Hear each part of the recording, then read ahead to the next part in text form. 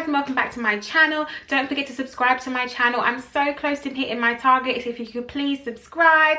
So today this video is going to be how to be kind or how to be a nicer person. It's a part of my Better Life series, and so it would be really good to subscribe because then you can follow along different videos that I'm doing on becoming a better person.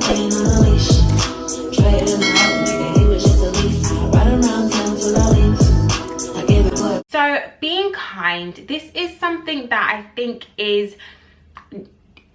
and isn't subjective because I think sometimes people have it confused. There's certain levels to being kind, and then there's just ways of being like extremely nice.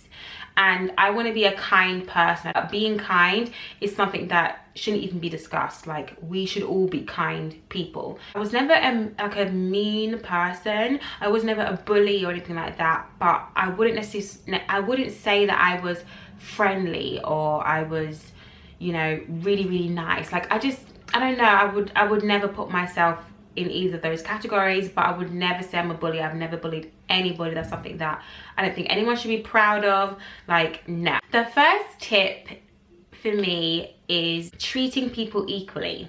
That's something that I struggled with. Treating people equally, it sounds so simple, but it really isn't. This is the most important thing. If you treat people how you would treat your best friend, or how you would treat your family member, or how you would treat somebody who you admire, we would all go so much further in life, because we are putting people on a pedestal based off of the way they look. Like, sometimes I would find that I would be nicer to people, I would take to people more if they were more aesthetically pleasing, or if they looked a bit more like me. And I feel like that's not, well, I don't feel like that is not the right way to go about it. That's just so wrong. And so I think we should just tend to just be kinder to everybody. You know, treat people based off of their actions, not off their looks.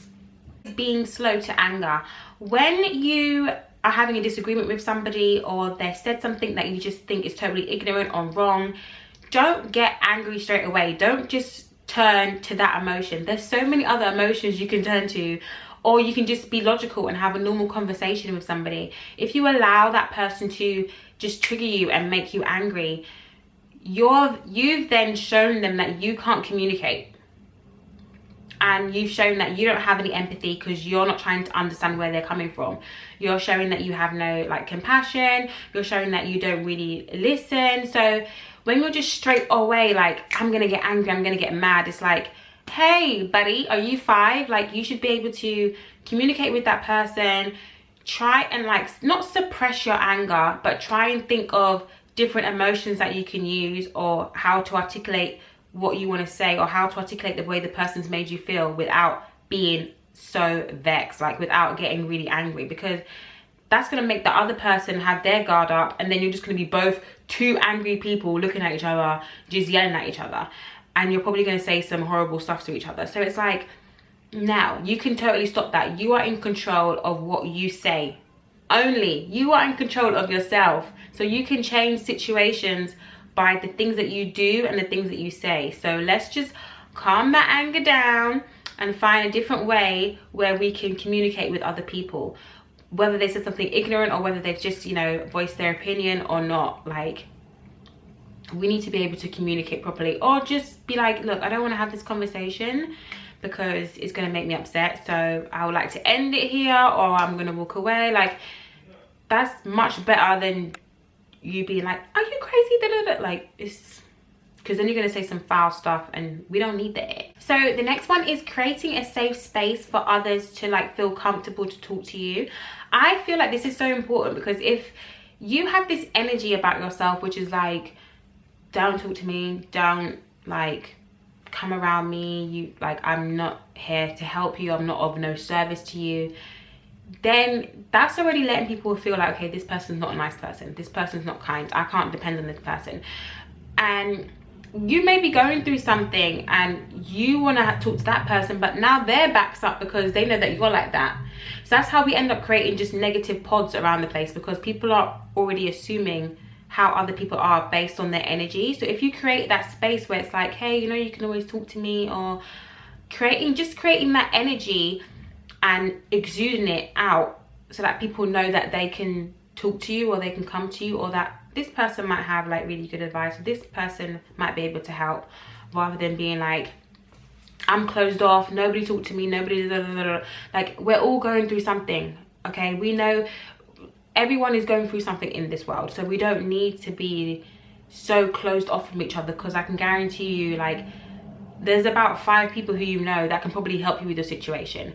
But had they had been open and allowed you to step in and been encouraging, then it would have been solved, or they could have helped you solve it, or just they could have given you a peace of mind.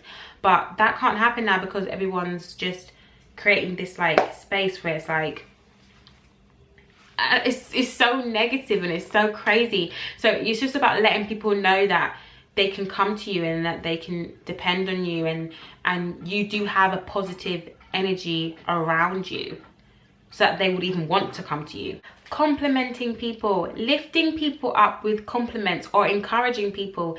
It's not every day judging somebody and being like, oh, what's she wearing, or why did she do that, or that ain't gonna go well, or that's not gonna last, or that's gonna flop, da, da, da. Like, let's encourage people, let's lift them up, let's compliment them. We can compliment strangers.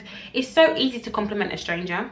It's actually so easy, because you can be walking down the street and you could be like, oh my god, I love that top, that's such a nice top, and you're like, oh, thank you. That person could be having their worst day, like literally the worst day, and just by you saying that, it's like it builds their endorphins up. Like, just any form of like positivity or something that's making them feel prideful is going to lift them up, and you'll feel better, because then that person smiled at you and you're like, oh, I made somebody smile. Like, it's just, I'm not telling you to go around and tell everybody how great they are, but it's just like, if you see, for example, if you're out with your friends and your friend's makeup looks particularly like really, really, really good today, don't just sit there in your head and be like, her makeup looks really good today, I wonder what she's using. You could be like, sis, your makeup looks so good today, like, it looks amazing. Lift your friends up. I don't understand why people would find it so hard to compliment their friends. It's especially when people see their friends with nice things, whether it's clothes or whatever, and then they don't say anything, and then literally 2 weeks later they've turned up in the same outfit, and it's like, if you liked it, you could have just told me. Like, I could have gave you the plug. Like, it's really crazy that we feel like we can't even encourage and compliment people who we even know, let alone strangers. You shouldn't, you complimenting somebody else and lifting somebody up doesn't put you down. And that's what I think the problem is. I feel like people feel like, I can't lift this person up, because then it's gonna look like I'm like looking up to them, and I'm not. I just think they look nice. And it's like, you're assuming way too much, you're putting way too much context on this little compliment. Just do your compliment and go. Like, it's okay. Treating others the way that you want to be treated. This is really important, because, for example, if you were on a public transport and somebody sat next to you and they smelled really bad, here's the difference. So they smelled really bad. You are not obligated to sit next to that person just because you're trying to be kind. That's somebody, as I was saying earlier on, is somebody who's like really nice, and it's like, that's not me. I'm sorry. I'm not gonna torture myself just to seem nice. If you stink, you stink. So rather than you be rude and be like, oh my god, what's that smell? Oh my god, this guy stinks. Oh my god, like, that's rude. Just try your best to not be, you know, so obvious. Just be a little subtle, and maybe pretend that you're gonna get up and this is your stop, and it's not your stop. Oh, okay, I made a mistake, and then just stand up. Like, do you know what I mean? That way you're not hurting that person's feelings, or you're not embarrassing them. It's all about not embarrassing people. I don't think people understand how hurtful embarrassment really is. So that's an example, and that can be used everywhere. It's like treating people how you'd want to be treated. Because if you smelt one day and someone was like, oh my god, that girl stinks, you would be so broken inside, because you're in a public space and someone's completely embarrassing you. Nobody ain't got time for that. So why would you need to escalate that person's issues by embarrassing them? What do you gain from that? Nothing. So let's just try and be more subtle with things that we don't like, and that way that's how you can treat people the way you want to be treated. You would want someone to be more subtle. You would want someone to just be, to look out for you just a little bit. That's what I'm trying to say. So by doing that, by getting up and being subtle and, you know, not over exaggerating, you're looking out for that person's feelings more than you are trying to, you know, embarrass them and try and be funny. Let's look out for each other a little bit and treat people the way that we would want to be treated if we're in that situation. Period. My last tip is being a good listener. If someone's telling you, hey, look, I've got, you know, this issue, can I talk to you about it? And you're just distracted on your phone, like, yeah, just showing them that you don't care at all. Your phone can wait.